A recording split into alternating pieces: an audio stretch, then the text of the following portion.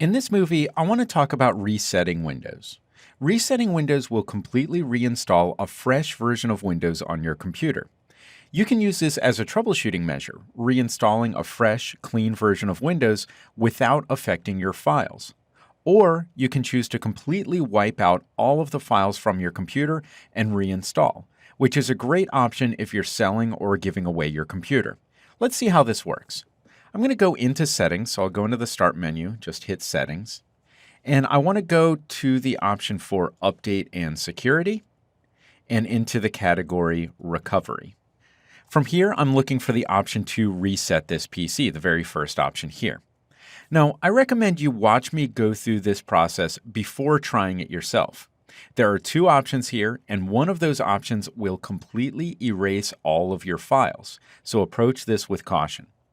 So I'm going to hit the Get Started button so we can see our options. The first option is Keep My Files. This will reinstall Windows without any applications that you might have currently installed. So if you've installed some games or applications from the Windows Store, or if you've added a production application like Photoshop, Premiere, or Illustrator, or a web browser like Firefox or Chrome, any application that you have on your computer will be wiped out. But it will keep your files. Any documents, pictures, music, or anything else that you have stored in one of the folders under your user account, those will all stay. In fact, if you have multiple user accounts on your computer, those will all stay just fine. This is a great option for troubleshooting. If you have some application that's causing problems or some piece of malware that you just can't clean out, this could be a good option for you.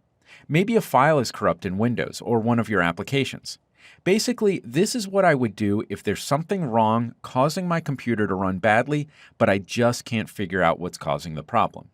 After doing this, you will need to reinstall any application that you need, but at least the computer will be running smoothly again and you'll still have your files. Still, I recommend updating your backup before doing this, just in case. You don't want to put your files at risk, and the backup will protect you from losing your files if something goes wrong. Now, the next option here says Remove Everything, and it'll do just that. It'll wipe out all of your files. And this is what I would do if I was selling or giving away the computer.